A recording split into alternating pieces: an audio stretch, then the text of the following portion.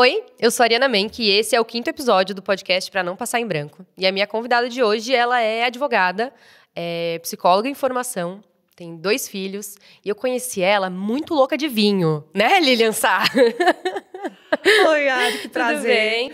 Olha, eu tô muito feliz com o convite. Emocionada, nervosa, vou te confessar. E muito feliz de estar dividindo aqui esse bate-papo com uma pessoa que está nas redes sociais, construindo dentro das redes sociais coisas que eu acredito. Falando de verdade, de vida real, de humor leve. Então, assim, eu tô muito feliz. Obrigada pelo convite. Eu que agradeço você ter topado. Você é uma... Eu te conheci super por acaso, né? Num desses eventos gastronômicos que a gente tanto ia. Foi de bebida, gata. Né? Mas assim... É impossível estar no mesmo ambiente de Lilian Sá e não notar que ela tá lá, e não de um jeito ruim, né? De um jeito cara, que energia boa, que pessoa incrível, divertida, que companhia leve. E foi assim... Desde a primeira vez que eu te vi, que eu conheci, eu comecei a seguir você, eu falei, cara, ela é muito mais legal ainda, porque por mais que você tenha esse jeito expansiva e que você, né, e fala e chama pra beber e tal, quando você vai te acompanhar, tem uma profundidade, assim, uma profundidade que não é pesada, né? Então, você traz assuntos tão importantes como o feminismo, traz consciência de classe e traz política de uma maneira muito coerente e tal. E você tem 2 filhos, né? O Pedro, de 19. Isso. E a Larinha tá com? 10, faz 11 essa semana. Então, são um menino e uma menina, idades super diferentes e desafiadoras, eu imagino, assim. E é muito legal ver que tem uma pessoa com tantos conceitos bacanas criando 2 seres humanos, assim, né? E... eu quero começar, vou dar uns passos para trás, na sua vida online. Uhum. Quando eu gosto de fazer esse exercício, botar no Google o convidado e ver o que aparece primeiro. Aí você bota Lilian Sá, tem. Lilian Sá receitas, Lilian Sá pão low carb. Uhum. Eu sei mais ou menos de onde vem isso, mas você é uma advogada, né? Psicóloga em formação, que a gente já vai falar sobre isso. O seu começo na internet foi com comida. Foi.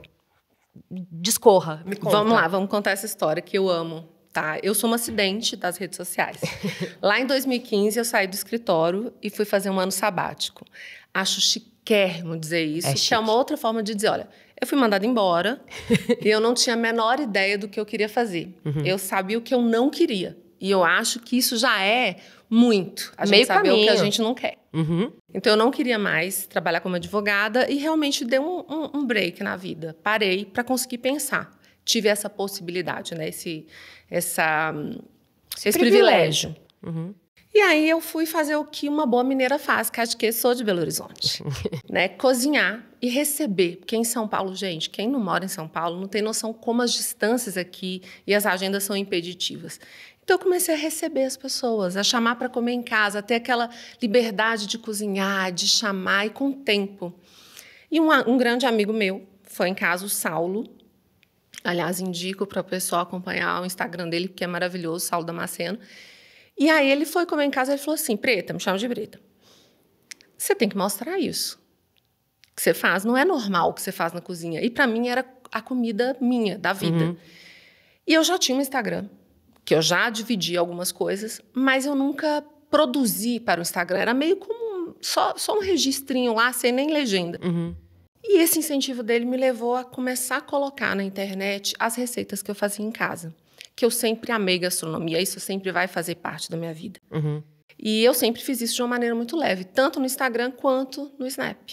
Uhum. E aí as coisas começaram a rodar. Em 6 meses desse meu sabático, eu estava palestrando para 500 pessoas em Brasília. Me convidaram para fazer um workshop de gastronomia. Eu falei, não. Eu não tenho nem formação para isso. Mas se você quiser que eu converse sobre mudança de hábito, sobre retorno à cozinha, sobre ingredientes, e dentro de uma concepção low carb na época, porque eu realmente fazia uma dieta low carb e falava muito sobre saúde. Uhum. Então foi assim. Começou desse jeito. E hoje você ainda fala bastante, porque isso está no seu DNA, é o que você fala. Você é uma mineira que adora Bom, eu te conheci nesse universo, mas aos poucos eu vi que você foi mostrando mais de você, dos seus pensamentos, dos seus ideais. Você divide bastante coisa, levanta questões muito, muito importantes, e dentro dessas questões, assim... Eu acho muito interessante te ouvir falar. Hoje você é uma mulher de 45 anos.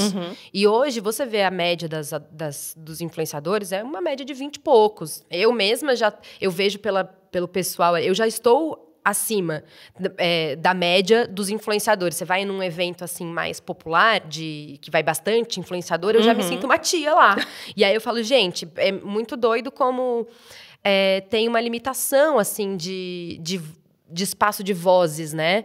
E ver você conquistando esse espaço e trazendo tanta sabedoria que vai vindo mesmo ao longo dos anos e a gente vai ficando mais confortável em ser quem a gente é. E isso foi, por mais que isso foi... Faz o quê? Sei lá, uns 4, 5 anos que eu te sigo. É uma coisa constante, né? Cada ano parece que tem uma desabrochar novo e tudo mais. E aí, com 44 anos, você começou uma faculdade. Foi. De psicologia. Então, ela é advogada e aí ela ganhou relevância com a gastronomia e foi cursar psicologia. Por quê?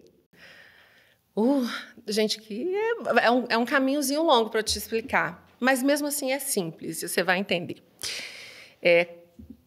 Eu realmente fui levando outros assuntos para as redes sociais e que eu acho relevantes. Na realidade, a minha permanência nas redes sociais aconteceu porque eu acho que a gente precisa de pessoas que trazem sanidade para esse espaço. A gente não vai negar que a rede social, a gente veio para ficar. Ela vai mudar de nome, eu vim lá, eu tinha Orkut, eu tive Snap e vou ter TikTok.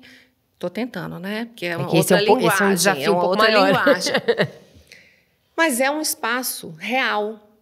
Não é mais uma brincadeira, não é um virtual. Hoje em dia, a separação entre eles, ela é muito tênue. Eu casei com um cara que eu conheci na internet. Isso há 20 anos atrás. Imagina, hoje é só isso que a gente vê. As pessoas se conhecem, se conectam, né, pelas redes sociais. E eu permaneci nas redes sociais para levar essa sanidade. Aconteceu lá atrás um fato com a minha filha, a Larinha, que se você quiser eu te conto aqui, que foi o que transformou essa pessoa que falava de gastronomia e emagrecimento para uma pessoa que levanta outras bandeiras que eu julgo necessárias, que sou eu. E a psicologia veio como uma responsabilidade. Porque eu comecei a ser contratada por grandes empresas para falar. Hoje em dia, isso faz parte do portfólio de coisas que eu faço. Eu toco em assuntos que são muito importantes, principalmente para as mulheres. É uma bandeira que eu levanto mesmo. Sim. E eu achei irresponsável da minha parte não me especializar. Era um caminho natural. E a gente já vê muita gente falando sobre muita coisa, com muita propriedade, que na realidade a gente sabe que não tem. Tá cagando regra. Exatamente. Sim. E eu achei que eu consegui finalmente juntar numa profissão tudo que eu tive de bagagem, que foi construindo a Lili, que está aqui hoje, que está em construção ainda. Sim, né? sempre estamos. E a psicologia, ela foi assim. Eu falei, é isso que eu vou fazer. E no meio da pandemia, eu decidi. E eu já estou no 4º período. Então, já foi o quê? Metade? Já está no 4º período. E está mudando a minha vida aos 45 do segundo tempo. Trocadinho.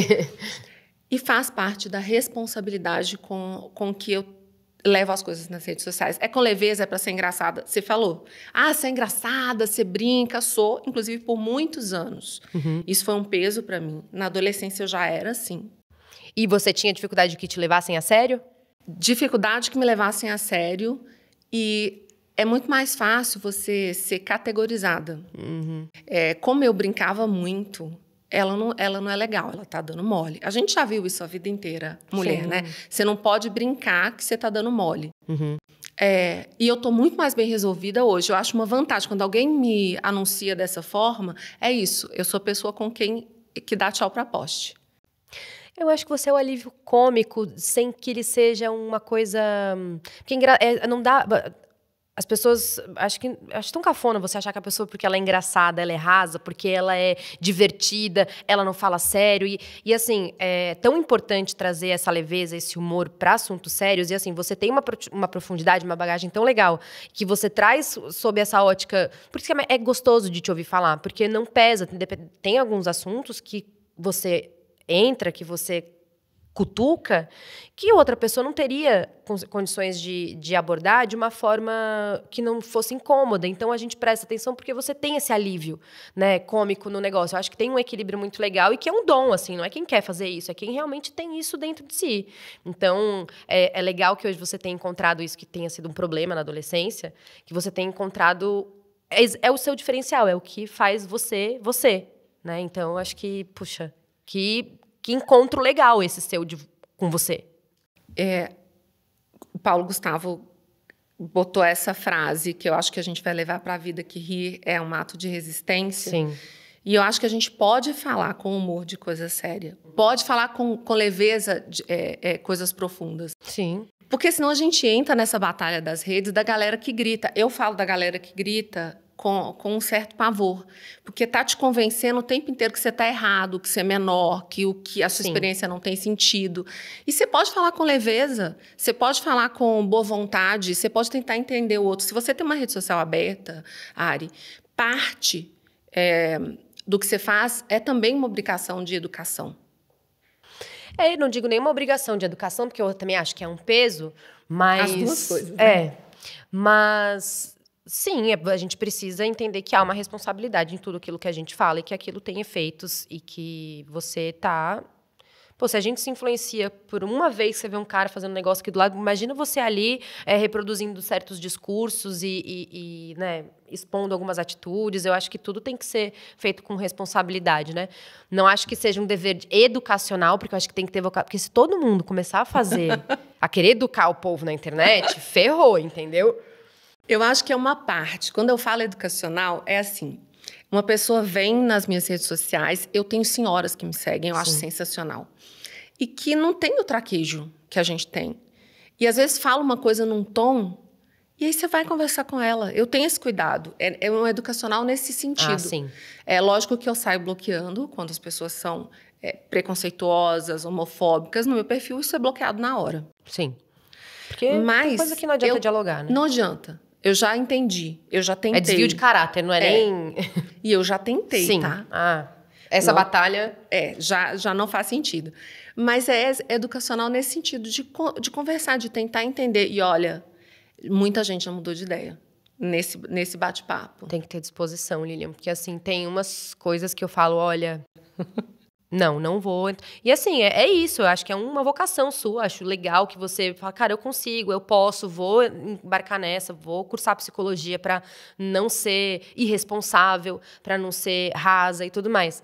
Mas você comentou de uma virada de chave. Foi. Que foi relacionada com a Larinha. Foi. Essa história, ela me pega. Ah lá. Vamos lá. Não, eu vou falar, ela não é escondida, eu já contei em outros lugares. Vamos lá.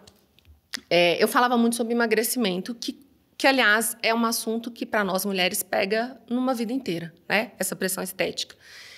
E um dia eu estava em casa, você tem filho, você sabe a história que eu vou contar, assim, porque acontece com toda mãe. Eu estava mexendo no banheiro, minha filha no quarto, ela tinha uns 4, 5 anos, fazendo aquele barulho, aquela capacidade de criança que tem, que a gente fica querendo um botãozinho para desligar, que não parava, e falando, e eu no banheiro organizando as coisas, de repente fez um silêncio. E, cara, eu já botei fogo no sofá em casa no momento de silêncio, quando eu era pequena. Eu fui atrás olhar, porque criança em silêncio, deixa eu ver. Quando eu cheguei no quarto, a Larinha estava de frente para o espelho. Eu desbloqueou, eu já sei essa história. Com o vestidinho dela levantado. Isso olhando no espelho, paradinha. E aí, eu olhei para ela e falei assim, mãe, sabe o que é? Eu não sou bonita.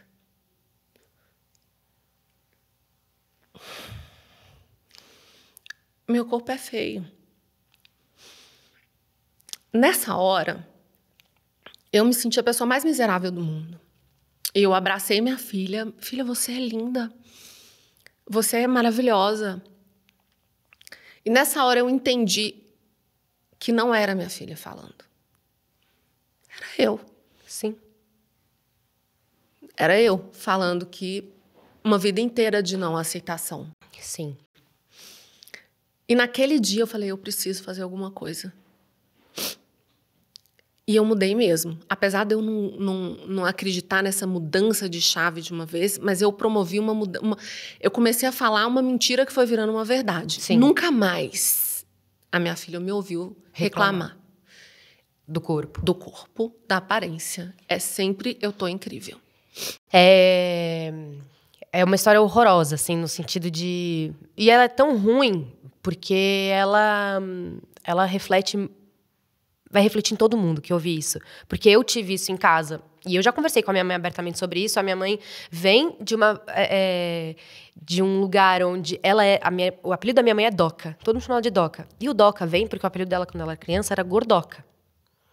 E ela deixou de ser gorda e ela ficou Doca. Mas assim, o apelido da minha mãe vem de um bullying por ela ser gorda na infância. E isso, claro, foi um fantasma pra ela, né? E eu cresci ouvindo a minha mãe ou incomodada, que o quadril dela era muito largo, ou que ela sempre estava de dieta. Eu lembro que ela tinha uma receita de uma sopa na geladeira, que de vez em quando ela fazia, sei lá, 12 dias daquela sopa. E assim, a minha mãe nunca falou pra mim, filha, você é feia, você é gorda. Mas de tanto a minha mãe estar insatisfeita com o corpo dela... Eu lembro do dia que eu cheguei em casa chorando e eu falei, mãe, eu sou a pessoa mais feia da minha sala. E a minha mãe, na hora, a mesma reação. Você é linda, você é maravilhosa, você... E eu falei, mãe, só as mães me acham bonita. Eu lembro de eu ter falado isso, que toda mãe dos meus colegas falava, ela é muito linda, ela é muito fofa. Só que só as mães me achavam. Eu não queria que as mães me achassem bonita, eu queria que a escola gostasse de mim. Só que ela não teve esse insight teu. Tava tão entranhado nela... que ela não teve esse insight de, cara, sou eu aí. Essa culpa é minha também, né? Mas é uma culpa... Na verdade, ela é uma vítima que produziu outras vítimas. Só que ela não teve esse lapso de lucidez que você teve. E que foi muito doloroso para você, com certeza. Mas que, olha a transformação que está indo para além de você e da sua filha. E está atingindo um público de... milhares de pessoas na internet. Então, cara, que lucidez de, naquele momento, de uma dor da tua filha, você conseguir puxar essa responsabilidade pra você e falar, cara, sou eu. E de se acolher também, né, Lilian?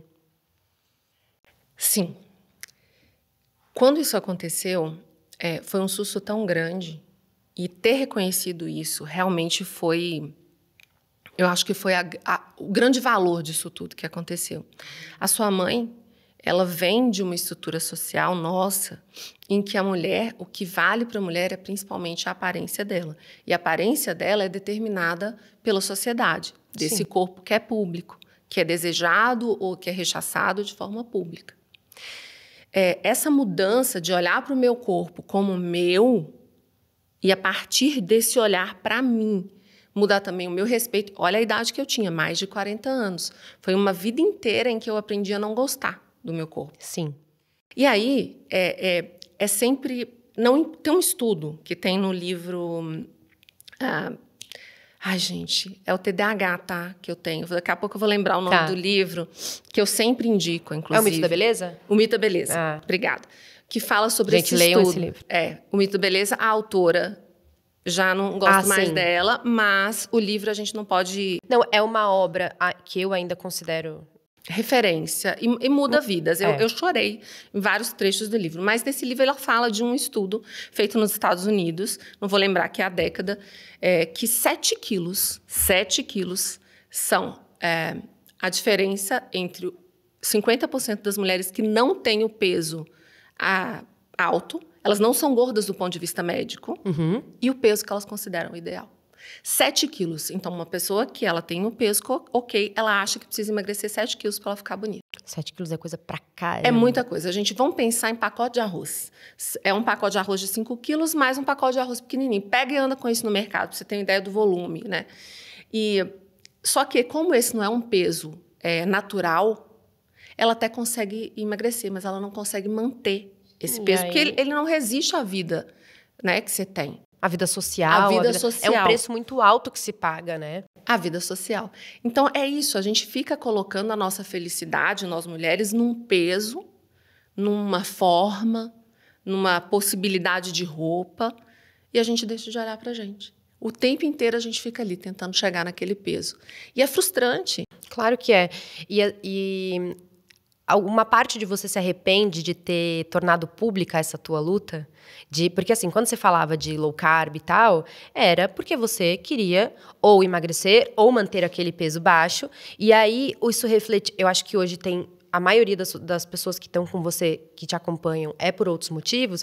Mas existe uma galera lá de trás. E que eu vou falar, porque eu já vi, você posta e você responde, a pessoa fala, nossa, o que aconteceu? Esses dias eu vi. O que aconteceu que você engordou? Aí você respondeu, comi. Foi isso que aconteceu, comi, por isso que eu engordei. Mas, cara, as pessoas questionarem isso acontece porque talvez você tenha aberto essa porta lá atrás ao expor a sua luta? Será que é isso? Olha, se eu olhasse só para o início, eu ia me arrepender. Mas o conjunto da obra eu me orgulho. O caminho que... O caminho. Eu acho que não existiria um outro caminho. Outra porta de entrada. Para mim, porque ele não seria real. É uma das coisas que eu me orgulho, é de que o meu Instagram pode não ser o mais lindo, mas ele é o real. É você. Eu perdi o influenciador digital em número de seguidores depois que eu parei de falar de emagrecimento. Então, mais de 50 mil pessoas deixaram de me seguir. Aos poucos, ao longo dessa mudança. Mas, ao mesmo tempo, a qualidade das pessoas que foi chegando é de aquecer o coração. Sim. Então, eu acho que essa mudança reflete o que foi a mudança na minha vida. Sim. Então, é difícil de eu falar. Eu nunca preguei um emagrecimento exagerado, mas o meu nome estava associado com várias outras pessoas que falavam muito disso. E, querendo ou não, aquilo norteava a sua vida durante um bom período, como norteia a da maioria das mulheres, porque a gente está sempre nessa corrida contra o contrabalança ou buscando esse padrão que disseram que a gente só vai ser merecedora, muitas vezes, de afeto, de oportunidades, de tudo, se a gente atingir. Então, era o que você tinha ali. Faça uma pesquisa no Google, mulheres bem-sucedidas. Adoro fazer essa pesquisa e mostrar. As mulheres que vão aparecer em imagens no Google, eu sei que tem diferença, que o Google é personalizado, entre aspas, para cada pessoa, mas quando você faz essa pesquisa, mulheres bem-sucedidas, as imagens, né? Quando você faz pesquisa de imagens, que aparecem são jovens, brancas e magras. Então, você é o tempo inteiro bombardeado, repetindo, são as imagens que são mostradas para a gente como sucesso. E aí o sucesso pessoal, profissional. Então, a gente é bombardeado o tempo inteiro com a imagem do que é sucesso. E essas imagens são associadas com mulheres magras, jovens e brancas. É isso. E que crueldade, né? Porque E é engraçado que o padrão estabelecido não é o padrão de nenhum lugar que a gente tá. Você olha, você vai pra praia. Sim. Vai na praia e olha todo mundo que tá de biquíni. Você encontrar alguma pessoa no padrão que você gostaria de estar? Não tá lá. E aí tá todo mundo sendo massacrado por um padrão que você mal vê na vida real. Você só vê nas mídias. Porque é construído, inclusive, com modificação. Sim. Né? E essas mesmas pessoas na praia não vão ser daquele jeito, né? Tem uma frase da Rupi Kaur que eu gosto muito, que é os corpos de outras mulheres não são o nosso campo de batalha. E eu sou atrevida e completo. Os corpos de outras mulheres não são o nosso campo de batalha e nem o nosso próprio corpo é o nosso campo de batalha. É outra coisa. Sim. Né? A gente tem que entender que esse corpo que é vendido pra gente nas redes sociais e nas mídias uma vida inteira não é o corpo da mulher real. E com isso eu não estou dizendo que a gente não tem que se cuidar, não. Eu cuido muito bem. Eu engordei 20 quilos na pandemia, eu perdi meu umbigo. Eu não acho ele, porque ele está aqui dobrado. E eu não acho saudável. Eu já emagreci 10. Eu só não estou fazendo disso uma batalha pública. Porque não é uma batalha. Eu voltei a me alimentar bem e a cuidar da atividade física. Foi o que deu para fazer nesse período. Então, não é o nosso campo de batalha. Só que o que você disse, as meninas, algumas, né, apontam, Lilian, você engordou. Eu sei, eu tenho espelho. Porque apontar no outro esse erro, essa dificuldade, né, quase essa falha de caráter, porque muitas vezes é associado, alivia você que não está se aceitando. Sim. Você que tem essa dificuldade. Parece clichê, né? Ai, não, o que a pessoa fala é muito mais sobre ela do que sobre a outra. Mas é um clichê, mas que é isso mesmo. E é uma tentativa dela mesma se sentir validada no fracasso. Vamos chamar assim, entre aspas, para quem só tá me ouvindo. Porque não é, a gente tende a entender, puta, eu engordei, eu fracassei. Eu não consegui chegar no 36... me invalida todo o conjunto do que aquela pessoa é. Então, quando você olha, nossa, a Lilian também não. A Lilian também engordou, ela, de alguma forma, aquilo agrada ela. E é muito doido pensar que uma pessoa fica feliz de ver o que ela entende como fracasso no outro para dormir em paz. Por isso que todo mundo tem que se analisar, né? Todo mundo tem que fazer terapia, porque, cara... Meu Deus, só que, ao mesmo tempo, é muito pesado. Você tá ali... recebendo esse tipo de feedback não solicitado, esse tipo de ataque, de comentário passivo-agressivo, que para mim são os piores de todos. E você ainda tem estômago para dialogar com essas pessoas? Olha, tenho. Eu tenho porque faz parte do que eu me propus a fazer. Uhum. É lógico que tem um limite, né? Mas quando eu exponho esse tipo de comentário, e hoje em dia eu exponho com arroba, né? Porque se a pessoa tem a liberdade de falar comigo nesses termos, a gente vai fazer isso publicamente, Brasil. Né? Vamos lá. Então vamos lá, põe aí. Vamos. E eu acabo usando isso para produzir outros tipos de conteúdo. Sim. E outras análises que a gente faz. Você abre conversas a partir desses... A partir disso. Sim. Então, não me pega mais, mas poderia pegar uma outra mulher. Numa das palestras que eu dei, há uns anos, eu contei uma história que eu estava de roupa de ginástica na frente do espelho. Uhum. E eu me olhava e falando sobre aceitação. Eu tive uma coleção de roupa de ginástica com uma marca pequena, uma coleção pequena. E aí eu estava falando disso... E aí eu lendo os comentários em seguida. E um dos comentários era o seguinte: tá ótima, mas eu preciso te dizer uma coisa. A sua perereca é gorda. Eu juro. Ai, gente, até fiscal de perereca, gente. Eu juro que eu li. Eu falei, cara, isso aqui eu vou ter que usar isso. Eu printei e eu uso isso em todos os lugares, porque é isso. A preocupação estética atinge a sua periquita. Você não pode ter um periquito gordo, porque ele vai ser fiscalizado. Ai, gente, o que é também uma pepeca gorda? Qual é o limite da pepeca? Então, mas quando eu expus isso, o que eu descobri ao expor isso? É o que a gente falou. Então, um comentário desse abre um leque, né? Que várias mulheres têm uma questão com a periquita e que existe, inclusive, lipo lá, para você fazer na periquita, para você organizar ela. E aí, as mulheres se sentem muito incomodadas. E no dia que eu falei isso, foi numa palestra grande, e agora eu sempre levo essa discussão para outros lugares, muitas se sentiram aliviadas, porque, poxa, olha lá, a Lília falando isso, a periquita dela é gorda. Gente, mas isso é tão bizarro, eu vou falar. A gente aqui, na produtora, eu dirigia um programa que era com uma apresentadora super magra, que inclusive sofria pelo excesso de magreza, pra você ver, né? Nunca tá bom pra ninguém. Porque ela era confrontada, que ela era muito magrela, que ela era isso, que ela ia sumir, que ela não tinha bunda. E toda vez que ela que ela tinha alguma crise de ansiedade, ela não conseguia comer nada e ela emagrecia muito e ela sofria muito com isso. Ao passo que isso acontecia, ela também, quando postava foto de biquíni na internet, diziam que a pepeca dela era gorda. Porque assim, cara, ela, assim, super magra, sofrendo, sem conseguir comer, realmente muito abaixo do peso que ela considerava, né, bom pra ela, e realmente abaixo do peso ideal, porque ela tinha chegado naquela magreza de forma que não era saudável, até ela estava com a pepeca dela em análise. Pererecuda é o termo científico. Gorda demais essa pepeca, sendo que ela tá magra. Então, gente, pelo amor de Deus... Mas isso é o reflexo do que todas nós sofremos. Eu não julgo a menina que falou que eu era pererecuda. E eu não... Eu amo. Eu não julgo. Vou te dar um exemplo. Eu, há anos atrás, já uma pessoa que questionava esse tipo de coisa, estava no meu domingo da depressão, que é quando... Estava no meu domingo da depressão, que é quando você fica ali, ó, no feed, que todo mundo viaja o mundo todo no final de semana, e você está em casa cuidando do seu filho e fedendo cebola no final do domingo. E aí eu vi, passou assim, meio cortadinho um corpo, que eu falei, caçamba, que isso, que corpão, né? Que menina linda. Meu Deus, deixa eu ver quem é, o que ela faz.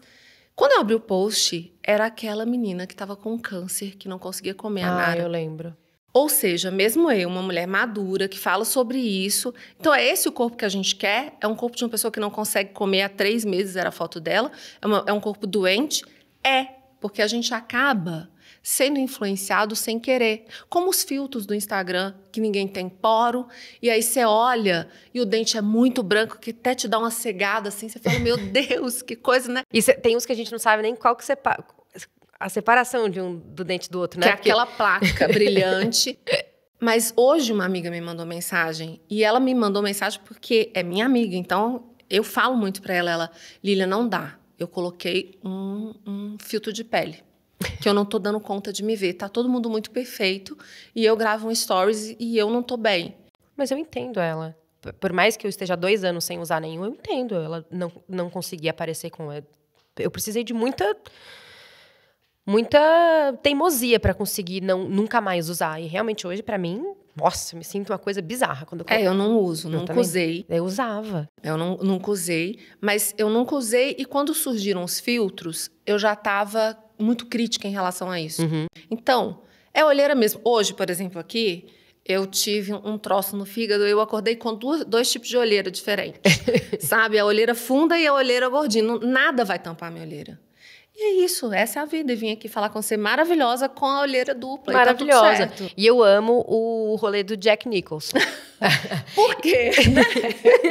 Eu gosto muito dessa capacidade de se divertir consigo mesma, além de tudo. E de falar, gente, sim, estou pós-academia, geralmente, né? Ou depois faxina. O cabelo assim, os fiozinhos. Eu tenho alopecia androgenética, que é outro tabu que ninguém quer falar que tem. Gente, a alopecia androgenética é o seguinte: eu tenho calvície. É outro nome para calvície. E é um pavor para as mulheres falarem isso. Ai, cara, porque o cabelo é... É o cabelo, mas é só cabelo. É o cabelo que é o... Mas é só cabelo. Sim. Né? Eu faço os tratamentos, eu não sou hipócrita, faço tratamento para pele. Sim. E tal. Então, os fiozinhos que ficam assim são os que estão crescendo, os Jack.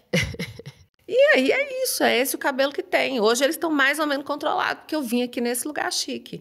Mas na grande maioria das vezes eles estão enlouquecidos e tá tudo bem. Mas requer muita maturidade e tem também o lance de... A maternidade transforma a gente muito, né? E eu imagino que ser mãe de uma menina e ainda ser mãe de uma menina que... foi protagonista desse episódio, cara, tudo isso vai transformando a gente de uma maneira muito profunda e que é legal você tentar passar essa transformação para o outro, mas tem coisa que a gente só consegue vivendo, né? Então é bom saber, cara, eu consigo chegar lá, mas para pessoa, eu tenho pessoas próximas que têm alopecia e, cara, eu vejo que é uma luta tão, assim, de chorar, de não querer sair de casa, a feminilidade está muito atrelada ao cabelo ainda, né? Uma coisa boba, né? Tanto que eu vejo muitas pessoas que raspam e falam, cara, que libertação, eu consegui me sentir feminina ainda sem meu cabelo, não achei que fosse ser possível. Então, eu vejo muito esse sofrimento de pessoas que têm alopecia e realmente elas não falam sobre, porque elas têm vergonha, como se elas fosse uma falha delas. Cara, é uma condição que eu tenho. Você tem há muito tempo? Eu descobri, eu tô com 45, tem uns 7 anos. Ela tem fundo emocional? Não, genético. É genético. É genético, só genética e não tem muito o que fazer. Uhum. Hoje em dia você tem tratamentos que você dá uma segurada. Eu seguro os fios aqui, né? Sim. E parece mais, porque estão bem louros e tal, eu dou uma disfarçada. Aprendeu a conviver também com a condição, né? Isso, mas isso é toda essa transformação. Eu já decidi que se ficar muito ralo, eu não vou pentear de lado. Pra eu cobrir. Não vou fazer assim pra cobrir. Eu vou raspar. E vou tatuar careca, eu não tenho nenhuma tatuagem. Vai ser na careca. Vai ser na careca. E vou ter várias perucas. E olha isso. Lógico que não é tão simples assim. Quando eu descobri, eu chorava. Claro. E eu tive um eflúvio, que é uma queda de cabelo expressiva, e descobri a alopecia. Eu chorava, eu fiquei arrasada. Mas é isso. Eu vou me resumir ao meu corpo, ou ao meu cabelo, ou ao meu peso, ou ao meu... Não. Eu acho que a gente vai entendendo que isso aqui é o que eu tenho e eu vou fazer o melhor possível com isso que eu tenho. Sim. Então, hoje em dia, eu falo pro Sandro, que sorte a sua, hein, meu filho? Eu amo. Você e o Sandro estão juntos há? 22 anos. 22 anos. Se eu não tô ruim de matemática, você foi mãe com 26? Eu tenho TDAH. Ali, ó, além da alopecia, eu também tenho TDAH. Então, eu sou ruim de nata. Mas é isso, eu acho que com 26. O Pedro, eu engravidei antes de casar. Eu casei grávida. Mas você já tava com o Sandro há alguns anos. Já com 2 anos, a gente já tava junto. Vocês quiseram ou não foi planejado? Não foi planejado, mas foi. Porque, gente, né, começo do mês, eu tinha 26. Né? Quando você transa sem camisinha, no dia fértil... Não dá pra dizer... Não posso dizer que eu tá não surpresa. tava querendo, né? Que foi... né? Mas não era planejado. Sim, né? Não naquele momento, pelo menos. Mas a gente já tava noivo, o casamento ia acontecer. E foi ótimo. O Pedro tem 19 agora, um rapagão.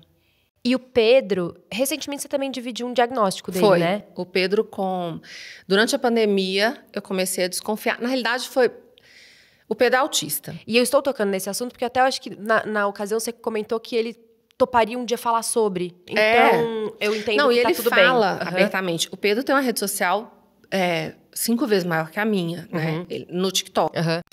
E ele já falou lá do jeito dele, fazendo POV, fazendo essas coisas. Mas a gente diagnosticou na pandemia que ele era autista. E ele estava com 18, 19, 17? 17 para 18. E aí, eu queria trazer esse assunto porque é muito doido como como eu li muito sobre desenvolvimento infantil, e sempre falavam, não, o diagnóstico precoce. Aí, uma das grandes coisas era, não responde o nome. E aí eu comecei a noiar que o Bento não olhava pra mim quando eu chamava ele, sendo que eu não chamava ele de Bento. Nunca. Eu chamava ele de filho, de lindo, de maravilhoso, de meu gostoso, de meu bebezinho. Todos os nomes lindos. E eu não chamava ele de Bento. Como que no dia que eu vou chamar de Bento, ele vai me olhar? Só que até eu me ligar disso, eu fiquei, pronto, meu filho é autista. E aí, porque me convenceram que era fácil diagnosticar precocemente. E aí, eu já vi muitos casos de diagnósticos tardios. E não existe só um autismo, né? As pessoas têm uma imagem extremamente estereotipada e feia do autismo, assim, de como se fosse todo mundo uma coisa só, sendo que, cara, é um universo, é literalmente um universo à parte, né? E como foi através da convivência que começou Olha, é muito louco. Porque o Pedro tinha, como mãe, e é duro falar isso, como mãe, eu sabia que tinha alguma coisa. Eu não sabia o que era, e eu procurei pela vida afora os melhores profissionais. Ele fez fono, ele fez terapia com mais de uma pessoa. Eu não conseguia, eu sabia que tinha alguma coisa, mas eu não sabia o que era. E aí, entrou a pandemia, o Pedro é muito alérgico, então a gente tem um estoque de antialérgico em casa, uma alergia que não passa nunca. Entrou a pandemia, passou um tempo, de repente esse garoto não tinha crise de alergia. Eu falei, gente, como assim? Não tinha. E ele, eu saí de casa hoje, se olhar o meu WhatsApp, mãe, deixa um antialérgico pra mim. Esse menino não tinha crise de alergia. Eu falei, gente, que coisa estranha. Esse menino, né, uma vida inteira... Putz, a pediatra dele é uma alergista. Não é nem pediatra. Sim. E aí, eu comecei a perceber, ele teve uma crise também. Um dia que a gente confrontou ele, aquelas coisas de mãe, gente. Sim. Ele tem 19 anos, mas eu dou... 17, 18 na época. Mas você dá uma zura. E ele entrou numa crise que eu nunca tinha presenciado. E aí, eu tô estudando. E, por acaso... Uma das minhas colegas de faculdade tem um filho autista severo. E eu não sei por quê. Que eu falei, eu tô achando que o Pedro tem autismo. Eu associei a não crise de alergia dele o fato dele não estar vivendo socialmente. Ele não tá tendo que conviver com pares. Ele não tá ficando nervoso. Sim. Porque é difícil o contato social. Sim. E eu comecei a ler, e eu comecei a ir atrás. Eu falei, qual que é o maior especialista disso no Brasil? É em São Paulo, vamos... Olha, 1h30 de conversa comigo, depois com o Pedro, e ele bateu o martelo. Não, ele está no espectro, ele está no nível 1 lá, que poderia nunca ser diagnosticado na vida dele. Poderia passar a vida inteira sem ser diagnosticado. Mas uma vida com alguns desconfortos. Muitos. É essa a questão. Ele não tem o traquejo social, Pedro, é literal. Então, se você fala para ele, água mole em pedra dura, tanto bate até que fura, ele precisa pensar que isso é uma analogia. Ele não consegue, na hora, associar. Sim. E aí uma vida de desconforto. Eu saí de lá duvidando do diagnóstico, vou te falar a verdade. Eu tenho vontade ainda de passar ele numa equipe. Multidisciplinar e tudo. Mas ele virou para mim e falou assim, mãe, eu tô em paz. Porque não é que eu sou estranho, que eu sou esquisito. Eu só penso, eu só tenho uma maneira de interagir diferente. Eu só sou diferente e tá tudo certo ser diferente. Isso. Então, se meu filho está em paz, quem sou eu para discutir? Sim. Né? E os tratamentos que ele tem, ele teria se fosse uma fobia social, se for... É a mesma coisa. TCC, que é cognitivo-comportamental, e é isso. Eu tenho um caso na família da minha tia, que ela tem um sobrinho que está no espectro também, e foi diagnosticado com, acho que, não vou saber a idade, não foi tão precocemente, mas foi ali nos 6, 7, 8 anos.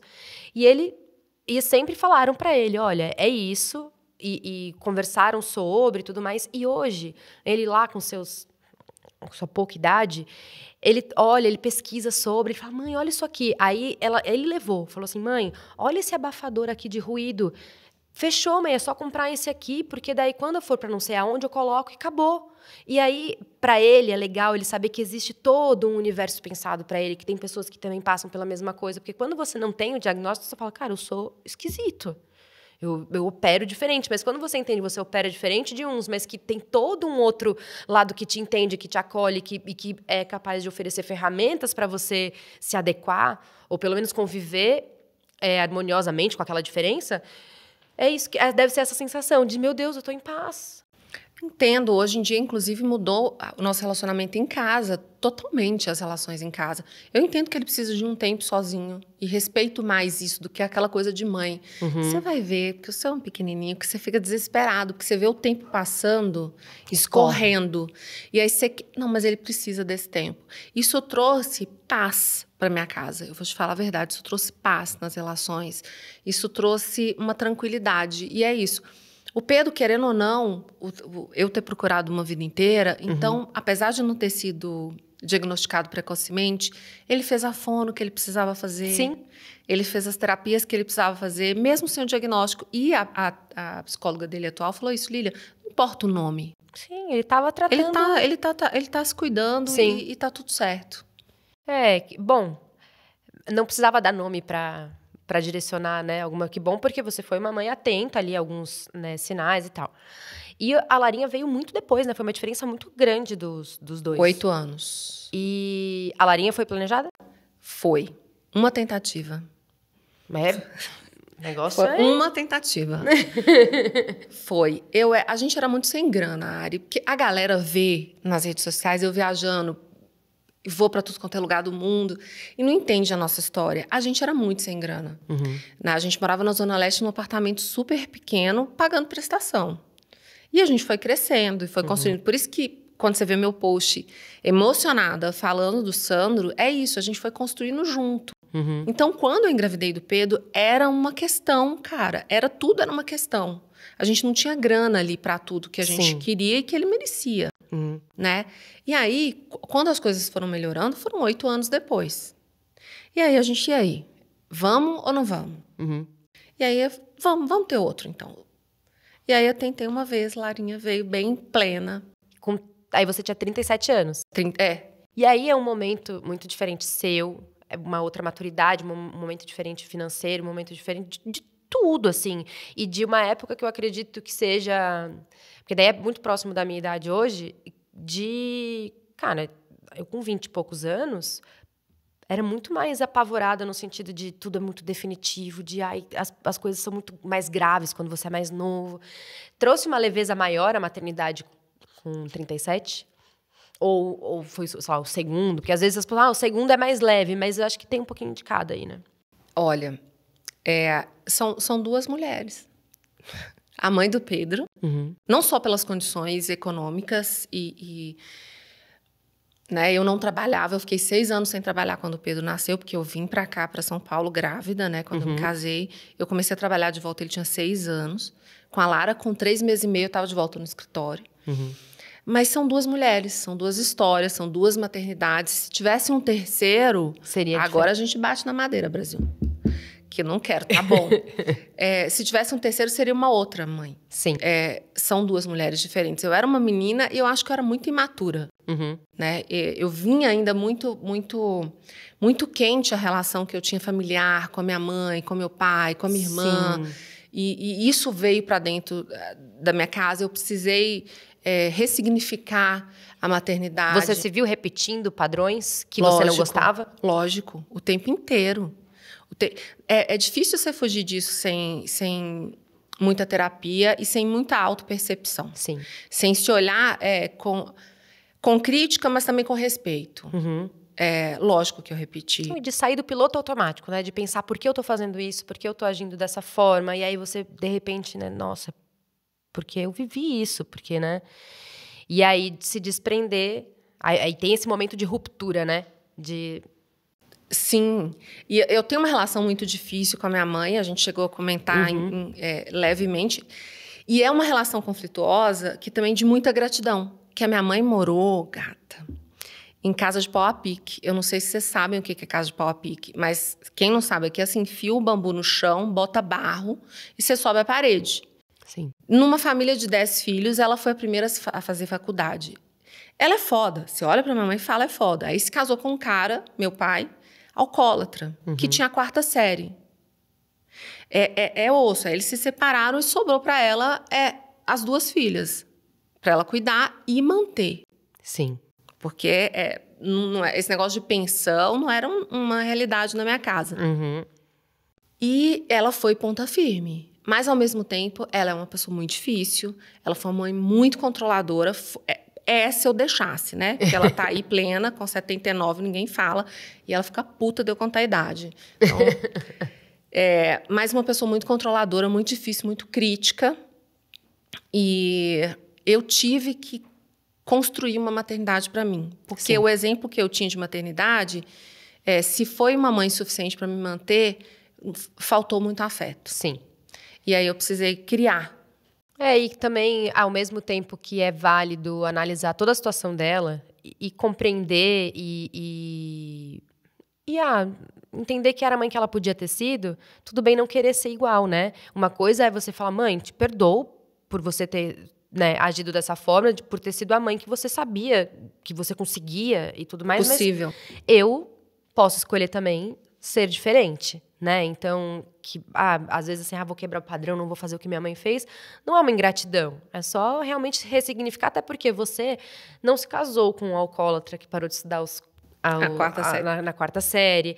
Então, é uma situação diferente que você pode escolher, né, dar um andamento diferente para isso. Mas eu entendo que precisa de porque o normal sei que foi assim e vou seguir. Essa é a minha referência. Então, precisa de uma autoanálise, E uma maternidade, eu achei solitária. Como eu estava longe da família, e eu acho que rede de apoio, eu vejo tantas mulheres maravilhosas que trocam comigo nas redes sociais. A maternidade, ela é solitária. É uma jornada bem solitária. Ela é. E eu não acho que daria para ser diferente, Lília. Entendo o que você está dizendo. Não acho que daria para ser diferente. Porque não tem... E eu tenho um pouquinho... não me cancelem. Eu tenho um problema nesse negócio de rede de apoio. Acho que é super importante. Sim. Tá? Acho que é importante, mas eu acho que você não pode engravidar e você pensando na sua rede de apoio. Porque a verdade é que ninguém tem obrigação de ser sua rede de apoio. Tá todo mundo com seus BO também. Sim. Então, eu, quando engravidei, eu sabia que seria solitário. Eu não podia... A minha mãe se mandou lá de Fortaleza para vir para cá, e quando ela foi embora, eu chorei copiosamente durante sei lá quanto tempo. Até porque eu estava, né, tava soterrada pelos hormônios ali do puerpério. Mas eu não podia esperar que ela fosse pegar a mania dela, largar a vida dela e sentar ali no meu sofá para ser minha rede de apoio. Então, eu sempre tive muito claro isso de, cara, agradeço muito o apoio que eu tiver, vai ser muito bem-vindo, mas eu não tenho mágoa de quem não foi. Porque tava todo mundo vivendo as suas vidas. E na hora que eu engravidei, eu não perguntei, escuta, é um momento bom para você eu engravidar, para você ser a minha rede de apoio? Eu não perguntei para ninguém se aquela pessoa poderia me ajudar.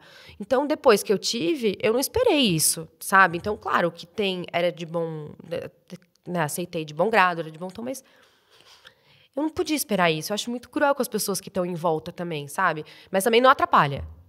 Pode não ser rede de apoio, mas não me atrapalha. Mas eu senti falta de, nem que seja no final de semana, alguém pra falar que o filho é bonito. Ah, tá. Sabe? Sim. É isso. Como eu vim pra cá, quando eu vim pra São Paulo, eu tava grávida de 4 meses. E aí logo o Pedro nasceu. Aí não tinha uma alma nem pra falar que meu filho era bonito, sabe? Ou que é assim mesmo. Ou que tudo bem. Vai passar. Vai passar. Às vezes só trocar, né? Só Exato. conversar. Tanto que as redes sociais, pra mim, sempre foram um espaço incrível de troca, porque era ali que eu tinha. Sim. Eu não tinha nenhuma prima, apesar de ter 27 primos só por par de mãe, não estavam perto de mim. Sim. Muitas com um filho na mesma idade que o meu, mas não estavam do lado. E não é igual hoje em dia, né? Na segunda gestação da Larinha, eu amamentava no Facebook conversando. Isso ajuda bastante. Isso ajuda muito, você entender que você não tá sozinha, que aquilo é normal, que aquilo vai passar. Num gap de 6 meses, acho que umas 10 amigas minhas tiveram filho. De Coisa madrugada. maravilhosa. Era um tique-tique-tique. 2 da manhã, sempre tinha uma acordada. E aí eu lembro, a Fabi teve uma amiga minha que teve a Mia exatamente 1 mês depois de mim. Então, ela vem de uma leva, assim, porque o filho da Thaís Farage, que eu gravei hoje, mas que vai ser o próximo episódio, nasceu, eu acho, em dezembro. Aí tem o da Flávia, que nasceu em novembro. O meu em janeiro. Então, a gente, em 6 meses, tem uma galera. E aí, era assim, cara, nasceu o primeiro dente aí? Então, essa troca já foi a minha maior rede de apoio, foi trocar com mães. Não essa... Ninguém foi na minha casa trocar a fralda do Bento, mas essa troca de, tá difícil aí também? Não consigo dormir aqui, tá doendo pra amamentar. Essa troca já foi incrível pra mim. Essa é comunidade. A gente criava os filhos lá atrás, né? Sim. É legal falar lá atrás, porque é um negócio romântico, né? Meu filho fala isso, mãe, para de falar que no seu tempo. Falo sim. Lá atrás, você criava os filhos em comunidade, mais em comunidade. Existia essa troca, a outra engravidava, você via essa gestação. Eu tive depressão pós-parto dos 2. Eu não sabia que era depressão pós-parto. Eu achava que eu era uma mãe de merda. Eu achava que eu não tinha nascido para aquilo. Eu não tinha ninguém para me pegar e falar assim, vamos para o hospital, vamos para o médico agora que você está com depressão pós-parto. E aí eu fico até um alerta. O médico, na época, me deu um remédio para tomar para dar leite, para o leite descer mais. Que é Plasil, gata. Plasil, ele tem como efeito colateral gerar mais leite mesmo. Mas existem pessoas que têm reação a essa piramidal. E a pessoa pira. Gente. Eu pirei.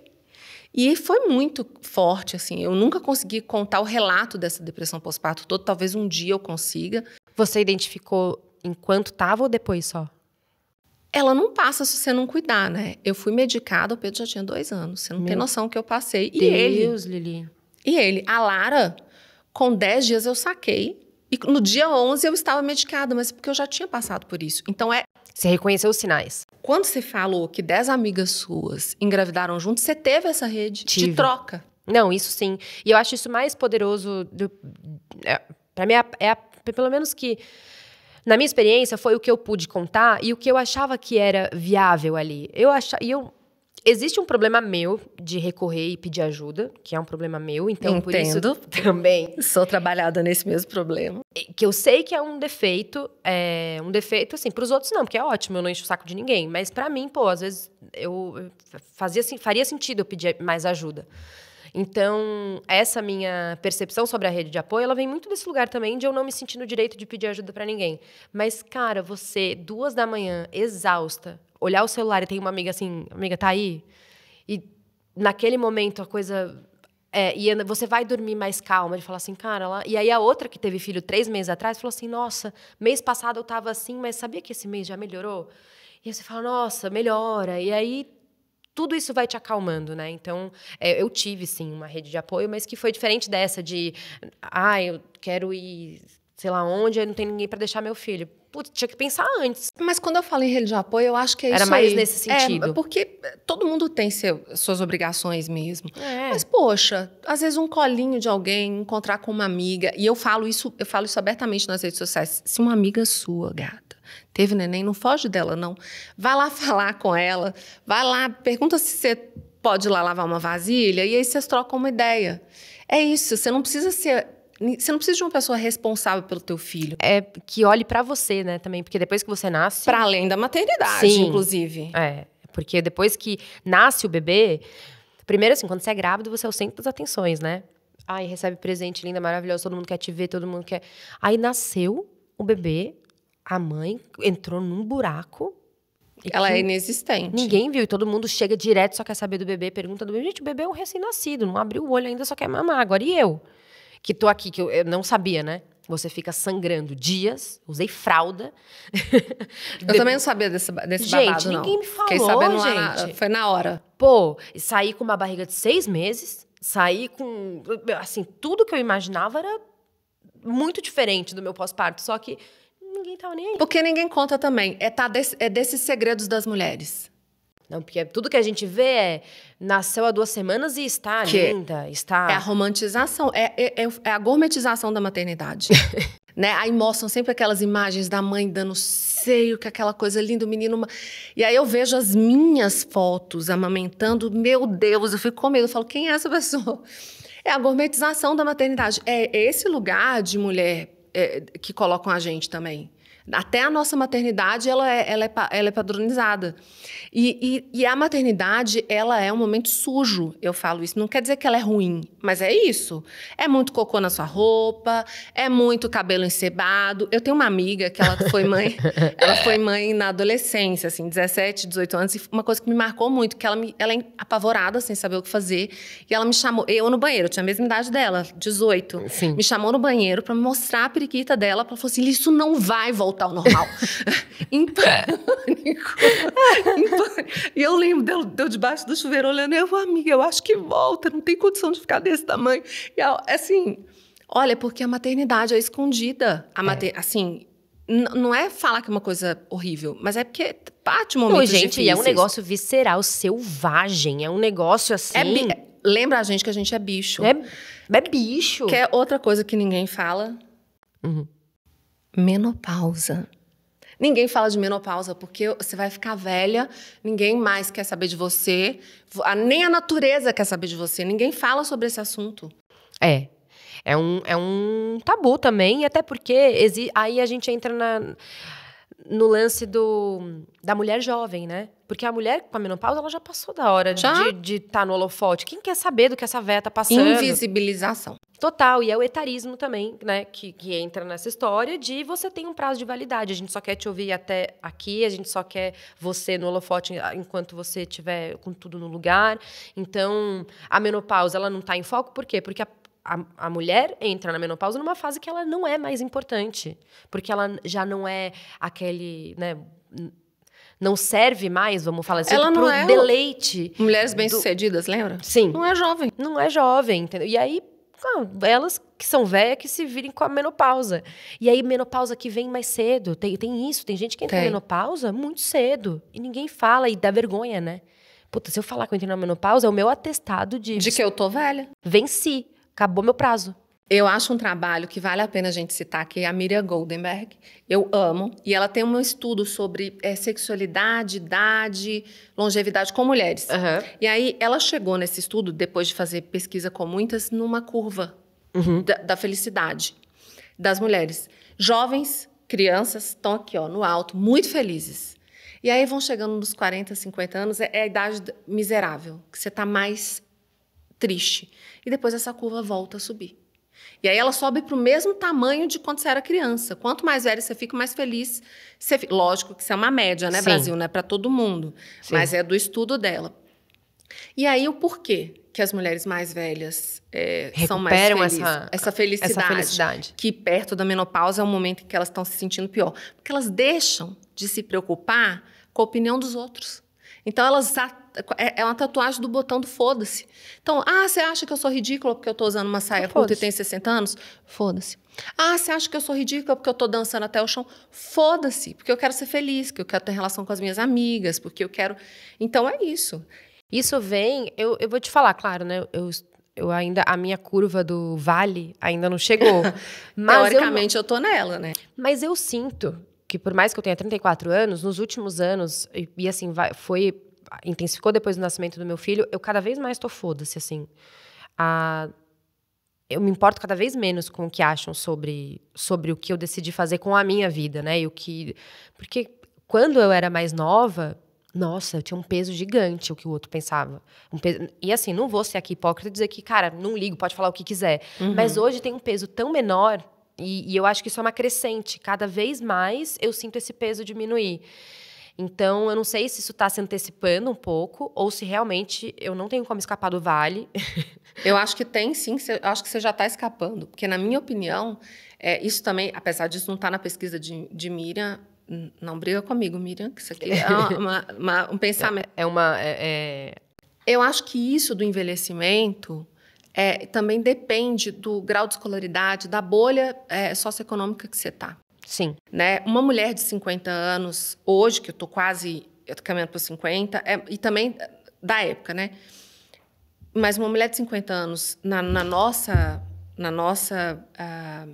socioeconômico e nível de escolaridade, é diferente de uma senhora de 50 anos que está lá no interior. A vida que ela leva é mais pesada.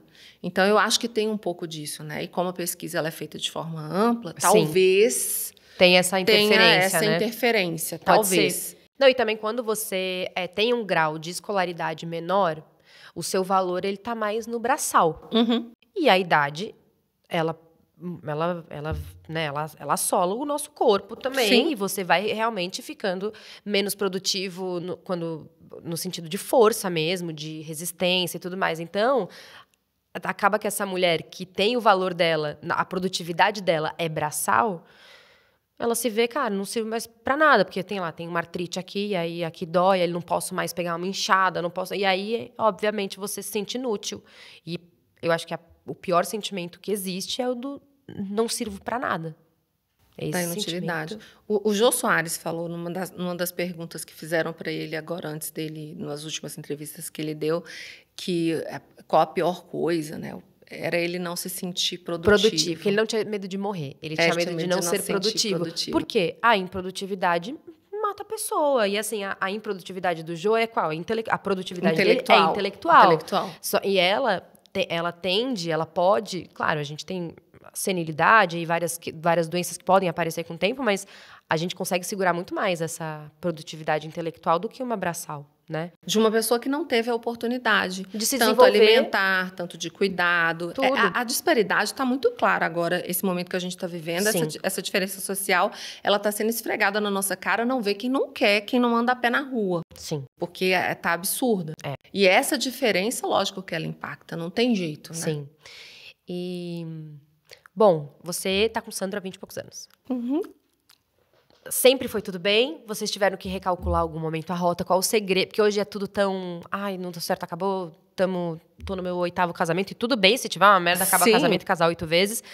Mas é cada vez mais difícil ver casamentos tão, né... longevos. Eu já sei, uma das dicas dela é beijo na boca. Beijo na boca e mão na bunda. E mão na bunda. Mão na bunda. No elevador, atenção à copa pública.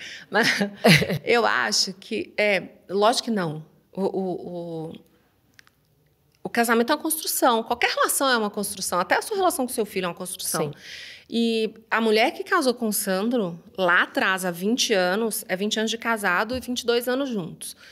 Quando a gente se casou, a mulher que casou com ele, o cara que ele eram outras pessoas. E a gente foi recombinando a rota ao longo dos anos. Eu acho que o que a gente tem de vantagem é que a gente... Tem uma frase que eu não tenho tatuagem nenhuma, mas que eu vou tatuar, que a minha professora de... Acho que essa vai ser no braço, no caso. Que a minha professora de psicanálise falou, que é ouse não saber. É isso. A gente tá pronto para aprender o tempo inteiro, um com o outro. E isso, ele comigo e eu com ele. Os dois têm essa humildade. A gente casou... Mineira, né, Brasil? A gente casou direitinho na igreja. Direitinho não gostei, não. Vamos reformular aqui. A gente casou na igreja, de maneira tradicional. Fizeram o que esperavam. Na sociedade mineira, né?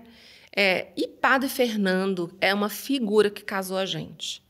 E, pra você ter uma ideia, ele não casa ninguém que ele não conhece. Como o Sandro morava aqui em São Paulo, a gente não conseguia sentar com ele para conversar. A gente foi encontrar com ele no shopping. E a gente sentou com ele. É muito inusitado. A gente sentou com ele com um balde de pipoca, esperando a sessão, querendo saber da nossa história. E uma das coisas que ele falou pra gente é que, quando a gente estiver sentando na igreja, passando assim pelo tapete, que eu queria um vermelho imenso para eu andar horas ali. Todo mundo me olhar. Todo mundo... Ariana, né? Dá licença. E Ele falou assim, quando você entrar naquela reta da igreja, você tem que pensar que o casamento é uma linha... Você tem o seu casamento, a sua relação como essa linha principal. Se tiver alguém chorando, uma pessoa que também foi de branco, uma criança... Esses são os supérfluos, são os... Você não vai olhar.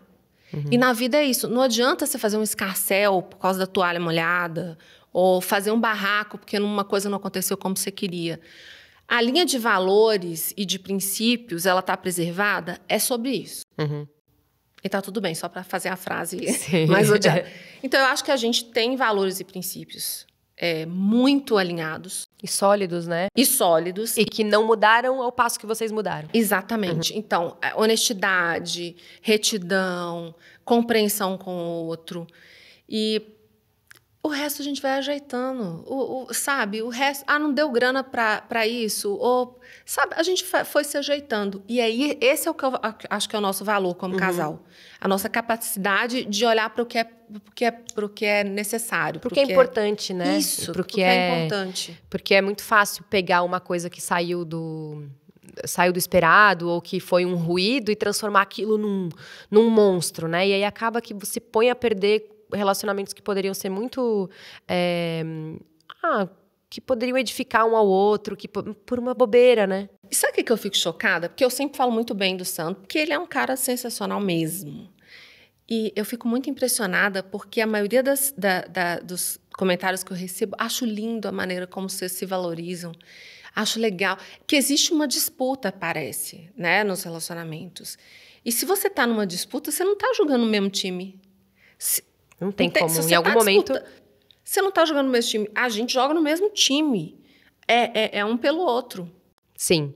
E Vibra a conquista do outro como se fosse a própria. A própria. E a competição entre as pessoas de um relacionamento, realmente, eu acho que é a receita do fracasso. Porque é o que você falou, você está competindo, só um ganha. Não tem como os dois ganharem juntos.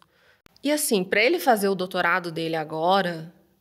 ele sabe que eu precisei abrir mão de muita coisa.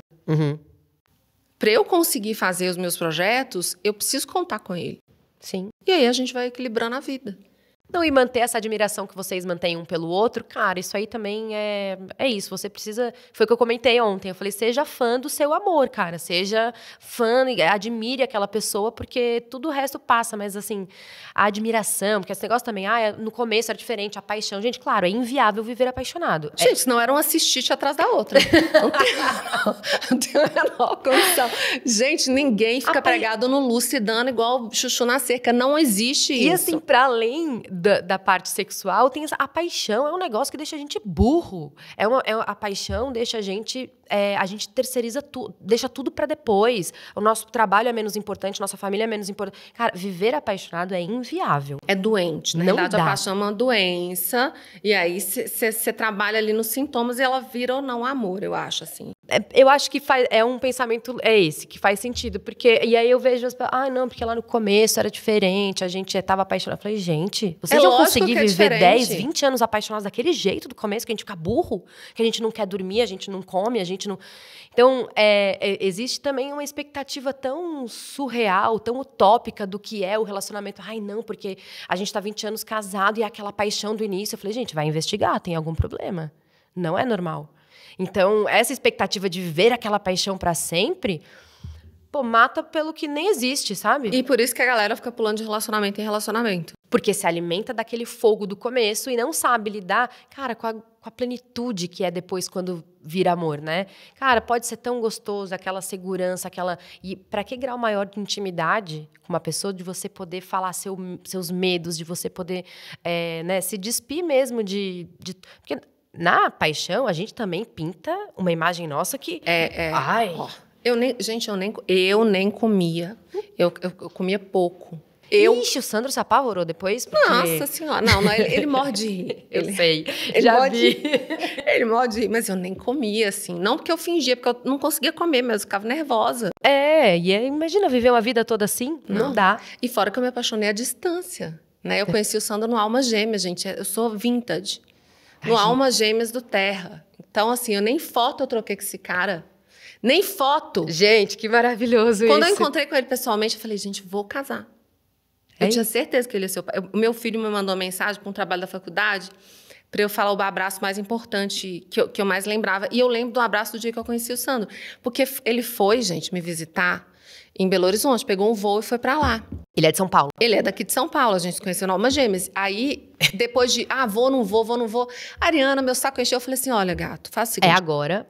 Quando você vier, você me avisa que você chegou aqui. Não fica me falando que você vem, que eu não tenho paciência. Eu tenho mais o que fazer. E aí ele falou, não, eu vou sábado.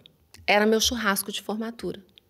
Eu fui buscar esse homem no aeroporto, gente, que eu tava completamente bêbada. Bêbada. Porque eu tava no churrasco da sala. Você não tá entendendo? Cheguei lá pra pegar ele. E aí eu dei um abraço nele. Eu tinha tanto, assim, foi um negócio, uma conexão, que eu falei, gente, eu vou casar com esse homem. Juro. E aí ele voltou lá em uma semana. Que demais, adorei. Eu não sabia dessa história de vocês. Almas gêmeas. Amei. E, Lili, eu vou te fazer a nossa última pergunta. Passa tão rápido, gente, eu tenho mais coisa pra falar. Eu tô apegada a esse microfone. Posso ficar aqui mais 3 episódios? Não, tem uma pergunta que eu vou fazer antes, que é, eu sei como é passar dos 30. E pra mim não foi uma crise, eu já falei isso aqui, eu não tive crise dos 30, achei maravilhoso, achei libertador. Como é passar dos 40? Numa sociedade que fala pra gente que a gente é uma corrida contra o tempo, né? Quanto mais velha, mais perdas e mais limites e tudo mais. Só que pela minha experiência, que ainda é aqui só pós 30, é o contrário. Eu vejo coisas muito mais... Acho muito mais liberdade, muito mais um autoconhecimento gostoso. Como é cruzar a linha dos 40? Tem uma viradinha, assim, de chave? Nos 30 eu surtei. E nos 40, a maternidade me deu a noção de finitude. Porque quando você vê seus filhos crescendo, alguma coisa está acontecendo com você. Mesmo quando você não presta muita atenção nisso. O que eu posso te dizer é que os 40 anos me deram mais do que eles me tiraram. E eu não troco a mulher que eu sou hoje pela Lili dos 20 anos. Envelhecer o corpo é inevitável, mas ficar velho é uma opção. Sim, entendo 100% o que você quer dizer. E eu acho que a minha mãe vai ouvir isso, ela vai super concordar também, porque é isso, o passar dos anos a gente não controla, né? Mas envelhecer, talvez... É ficar velho, a cabeça ficar velha, as escolhas... Eu comecei outra faculdade, posso começar uma outra, posso fazer uma outra escolha. A sombra do tempo não apaga a sua luz, assim, né? Você não tem... e você falou sobre isso. O tempo vai passar, eu começando minha faculdade ou não. Daqui 2 anos, eu vou ter 47 anos, eu estando formada ou não. Exatamente. Então, eu vou chegar com 47 anos formada. Formada. Lifelong learning. É isso, uma vida que eu escolho aprender. Maravilhosa. Então, agora a última, que é a que eu pergunto pra todo mundo. O que você precisa fazer nessa vida pra não passar em branco? Você já não passou, porque quem conhece Lilian não esquece. Mas tem uma coisa sua de realização pessoal? Lógico que eu fiz o dever de casa, né? Eu já ouvi essa pergunta em outros episódios. E eu fiquei pensando muito sobre ela. E eu caí num vídeo da Rita Von Hunt. E é o Guilherme, né? Eu sempre esqueço o nome dele, mas eu acho que é Guilherme. Ele falou uma coisa de uma frase que chamou muita atenção dele e que realmente veio como um soco na minha cara, e eu quero deixar esse soco para todo mundo que está ouvindo. A gente veio aqui nessa vida para a gente entender quem a gente é. E quando a gente entender quem a gente vai ser de propósito. Maravilhoso. É isso. Maravilhoso. E é isso é uma coisa que mais me encanta nas pessoas, e é isso que me faz trazer pessoas como você, que são pessoas que eu vejo que estão entendendo quem são e decidiram ser de propósito. E isso é muito bonito, e eu acredito, concordo com ele, sim, que essa é a nossa missão. Inútil é ficar tentando caber em caixinhas que nos colocam, descubra quem é. E Nietzsche já de falou, propósito. Né? Torna-te quem tu és. E é mais ou menos isso que ele falou, em outras palavras. E é nosso propósito no mundo, porque só a gente é a gente. Só a gente pode ser a gente, né? Inútil é tentar ser outro. E ser a gente mesmo é o nosso superpoder. Com certeza. Lilian, maravilhoso. Ai, Fiquei obrigada, feliz que amei, você veio, obrigada, que as pessoas possam te conhecer. Amei. Obrigada mesmo, obrigada, viu? querida. E agora que eu sei que você tá aí com um projeto que você tá enrolando, vou deixar aqui em público. Tira do papel, porque você tem muito a agregar e mudar a vida de muitas pessoas depois de formada, que eu sei que você quer atender clinicamente. Quero. E que bom que você encontrou seu propósito. Tá bom? Obrigada, Viu, obrigada. Lilian? Gente, esse foi o episódio de hoje do Pra Não Passar em Branco. Até a próxima.